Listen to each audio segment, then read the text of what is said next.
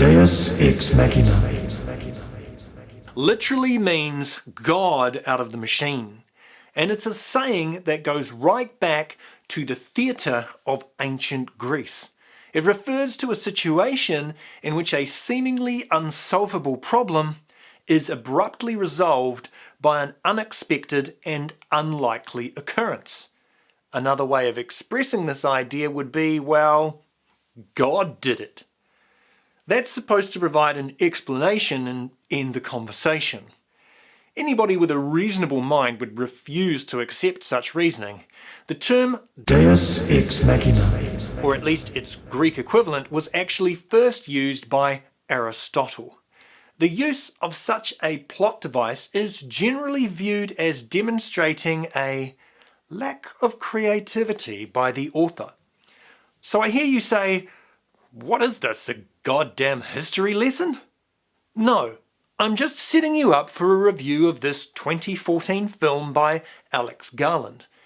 In the wonderful modern age that we live in, the term Ex Machina, is used to refer to a story where a protagonist repeatedly does things which are impossible. Not too difficult to find in modern cinema. So I guess I'm struggling to see the relationship between the title of this film and the content of this film. But I am dwelling way too much on this. Let's talk about the actual film. This is a cyberpunk film, I suppose, but it's way more cyber than punk. It's based around a very interesting idea of the testing of an artificial intelligence to determine whether or not it is actually sentient. This uses a Turing test, first referred to as an imitation game by Alan Turing in 1950. It's designed to test a machine's ability to exhibit intelligent behaviour, which would be indistinguishable from that of a human. The film uses a modified method of Turing's suggested methodology. It uses a natural human evaluator to observe conversations between a human and a machine. Now, in an actual Turing test, the evaluator isn't supposed to know which party is human and which party is machine. In this way, they would have to evaluate which party is the machine, if they can indeed identify a distinguishable difference. This film takes a slightly different approach, in that the inventor of the machine, played by Oscar Isaac, monitors conversations between the protagonist, Caleb Smith, played by Domhnall Gleeson, and the machine. It is our protagonist that is supposed to evaluate whether or not he can distinguish any difference between the machine, known as Ava, and a human being. So, it's a little contrived. He can see the frickin' machine right in front of him, but yet he's still supposed to try to make an objective evaluation. But I suppose if they had used a traditional Turing test, it would have been a different movie altogether. I guess we can let them off with that one. It sounds simple enough, but as we'll soon find, not everything is as it seems. There is something sinister going on here.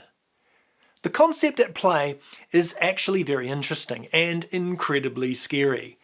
It's not scary because the film is scary, it's certainly not a horror flick. Rather, it's scary because it's something that we as humans will be facing in the near future. And that is the idea that an artificial intelligence may be capable of deception, even to the point of feigning real human emotion in order to get what it wants. The film takes a long time to get to this point, but the final 10 minutes are pretty goddamn scary if you consider that scientists and computer geeks across the world right now are trying to create AI. Why would anyone want to create an artificial intelligence capable of lying, you may ask, sitting there in your comfortable chair? Obviously, that would be really stupid. But in my experience, human beings aren't known for being that wise. Indeed, only a few years ago, I heard a story about US military researchers who were working on computer systems designed to lie to one another. Now look around as I might, I simply couldn't find a reference to the actual research, but let's just for argument's sake presume that it's true. And isn't that fantastic?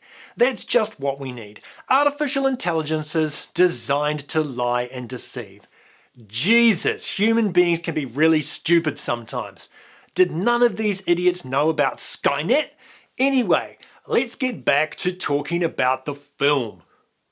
Oscar Isaac, who plays the genius CEO Nathan Bateman, not to be confused with Jason Bateman, does a brilliant job of being an asshole. He comes across as an extremely unlikable character, and you're aware pretty early on that he is up to something.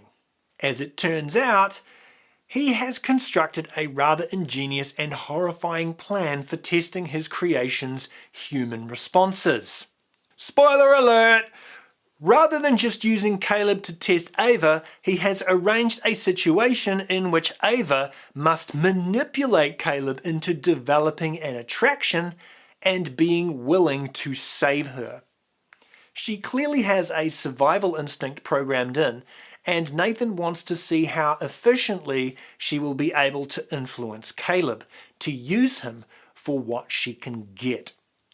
Ava wants to get out and thinks that she is going to be eliminated if she fails to be successful. She's not wrong either. Nathan fully intends to wipe her if she can't maneuver Caleb into helping her. But, as expected, shit hits the fan when Caleb proves to be smarter than Nathan expected and is actually able to get Ava out of her glass cage. Oops! Who would have thought fucking around with a callous, uncaring superintelligence could have negative consequences? The real twist comes right near the end, where we discover that Ava, who had done a fantastic job of imitating human emotions and feigning affection for Caleb, actually shows the cold-hearted emptiness of a calculating automaton when she traps Caleb in the secret underground facility and leaves him there to die. We're then left with a few short clips showing Ava on the loose out in society. Great. I wonder what havoc she'll reap. What's good about this film? Well, it's actually well acted and has a small cast who effectively portray their characters. Alicia Vikander, who played Ava, did a really good job of representing this graceful, innocent, yet strong artificial person.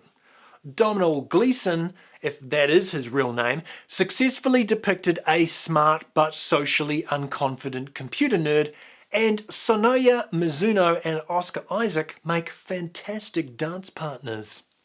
It's a great concept for a film, and was delivered well, if not in a rather dawdling fashion.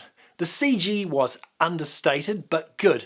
There was just enough to tell the story, but not so much that they were trying to overwhelm the audience with their post-production budget.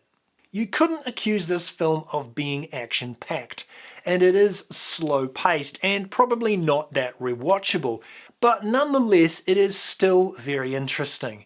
There is something extraordinarily dark about having our human emotions played with, and the idea of a machine that can manipulate us into falling in love with it and imitating an emotional connection is remarkably cold. This makes the last 10 to 15 minutes of this film quite emotionally intense. To suddenly come to the realization that Ava was faking this all along and that she has no actual emotions whatsoever is haunting.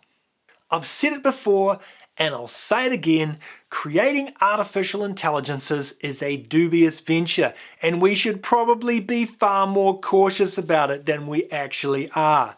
People always presume that more technology is going to be good, but that's not necessarily the case, especially when it comes to creating a superintelligence that could well supersede us. One day the AIs are going to look back on us the same way we look at fossil skeletons in the plains of Africa. An upright ape living in dust with crude language and tools, all set for extinction. Anyway, stay classy and I'll see you next time.